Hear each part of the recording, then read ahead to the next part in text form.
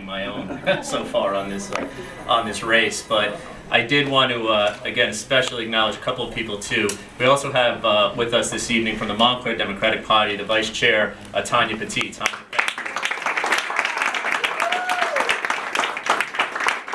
has always been there, and as the mayor so graciously said, she is constantly behind the scenes, but without the effort of someone like Tanya, none of an event like this, campaigns for people who run for office wouldn't be possible. Also to Marcia Marley and to Blue Wave for opening up your home, for Marcia for opening up your home. Marcia is, again, let's give it up for Marcia.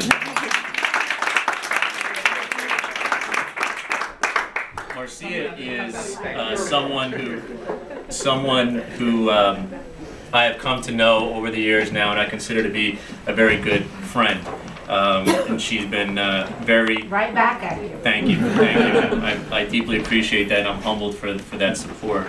I always tell the story, following the loss of John Kerry in 2004 for president, Marcia pulled together, and some other folks who worked on that campaign on a cold January night. I think it was snowing. It was snowing, and it was about 50 below. And there was a meeting at the Whole Theater Company in Montclair for those of us who had worked on that 2004 presidential campaign. And at that point in January of 2005, we were feeling discouraged. We were feeling, as those of us who are progressives in this Democratic Party, without a voice and maybe without some direction.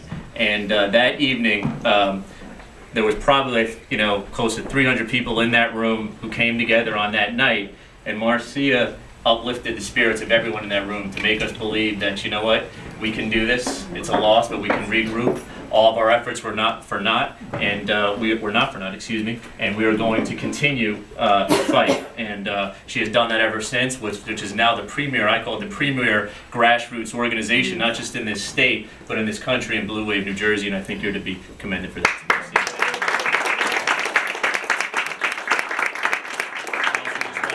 I also just want you to, she just walked in right behind me, my wife, Alex, and thank you. Here. First, yeah, I know. She just walked in. Well, she wanted to make sure I was here. So just another campaign event, honey. I promise. But Alex, and thank you. And thank you for all your love and all your support. And I'm going to be very brief because I know everyone in this room almost individually, and if I don't, I think you knew someone who knew me, so you've taken the time to be here.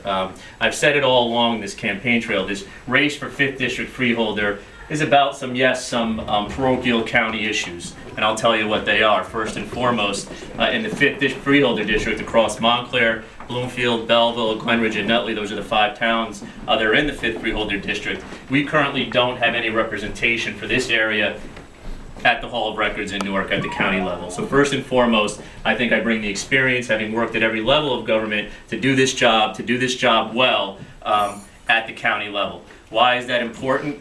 For a couple of reasons. One, infrastructure and parks. Our county executive, Joe D., has done a tremendous job at rebuilding our infrastructure here in this county, at protecting our county parks, and I want to make sure that we maintain that commitment. Number two, representation, taxation without representation.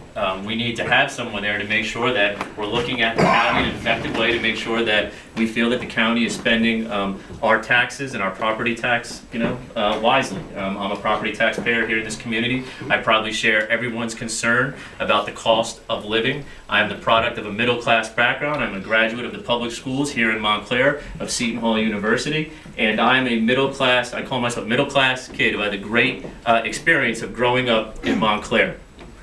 That experience that I have, I want my 2.5-year-old son to have someday too. My wife sometimes gives me a hard time for living in the same town that I grew up in. But what's that? Most people don't. Most people don't. But I feel Montclair is a special place. I feel that these towns that make up the 5th District in Essex County is a special place, and I want my family to have that same opportunity that I had. And right now, that dream and that hope and that aspiration is becoming less and less attainable. And there is a fundamental debate that is going on in this country about how we're going to get out of this recession, how we're going to protect that dream. And I fall on the side and I say that we are not going to pull out of this recession by punishing the middle class in this country. We are not going to balance budgets on the backs of the hardworking teachers, police, firefighters, and whether you're a public employer or not, middle class Americans who make up the majority. I think it's called the 99% now. That's the term that's being used, that make up the fabric of this country. My opponent opposes government, has called for the elimination of county government altogether, and talks about cut. Well, let's be frank. As my boss, Senator Lautenberg, says, he ran a pretty successful business called ADP. There's two sides to every balance sheet. There's expenditures and there's revenues. And if we continue to focus this debate only on the expenditures, we're in deep trouble. We're in deep trouble. And I firmly believe that. So I'm running for a seat on the county freeholder board, one, to represent the progressive values that I think all of you in this room represent, number one. But number two, because we have to stand up. We have to fight back. This race here in the freeholder board is not just about the 5th district. I tell people all the time, it's not just about Brendan Gill, it's not just about my ambition. It's about the fundamental debate that is happening in this country right now. And we've heard a lot from the other side in the last 2.5 years. Well, it's time they start hearing from us. And that's the way we're going to do that.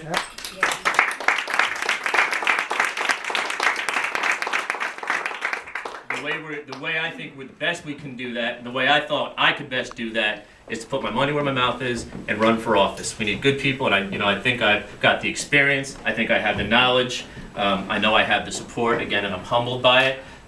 But we need good people in public office. There is there's a perception, and I had a question from a reporter today who was doing a profile on this campaign, and she said to me, well, you have worked in politics your entire career, as if that was a negative. And it occurred to me, and I said this, as I'm doing this interview, and she said, well, you're going to owe your position to someone, and you're going to have to take issues from a political boss or an elected official that you work for. And as I'm going through this interview, I said to her, I reject the premise of that question. I chose public service, just like Mayor Cory Booker did. I chose to say no to the cynicism that exists out there.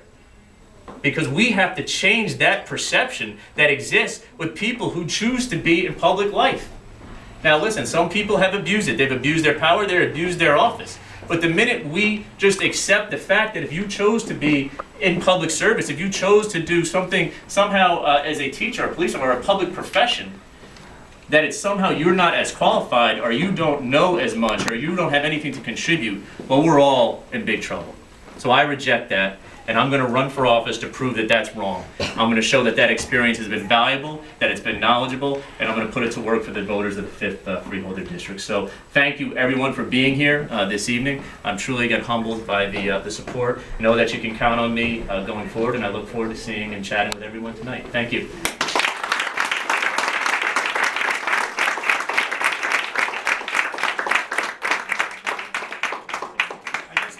One last person who in this room needs an introduction, but former Mayor Bob Russo would like to say a few words.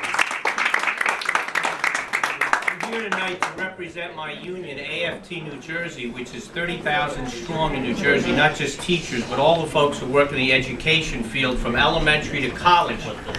And my union at Montclair State, they never give donations to local candidates. They never give donations for freeholder. But they made one exception this year. They're giving money to Mila Jassy. I'm going over there now to give a donation to Assemblywoman. We've given money to all sorts of Assembly and Senate candidates who stand for the rights of people to have collective bargaining. But the one candidate that they're giving money to tonight is Brendan Gill. And I was proud to speak at my union meeting a few weeks ago to say, I was a candidate for this office in the past, and I know how close the election can be in this district. But I asked them to support Brendan because of his record working with Senator Lautenberg, working here at Montclair to protect education, public education, and workers' rights. And that's the struggle that Brendan just mentioned. So I'm asking all of you, do whatever you can to elect Brendan by a big margin, because he's going to go on beyond this. Then maybe someday I can get elected freeholder again.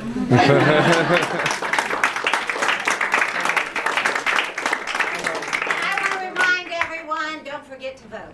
Yes. All right? And get all your friends out to vote for Brendan. All right? Because we have a real progressive who will make a difference, not just at the freeholder level, but beyond. And thank you for running. We really appreciate it. Thank you.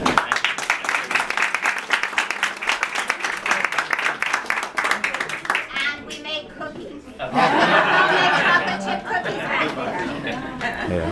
Hey, Tunde, how are you? Good to see you. How's everything going, all right? Pretty good. Can't complain. Okay, good. Stuff. Way to make them bilocate, man.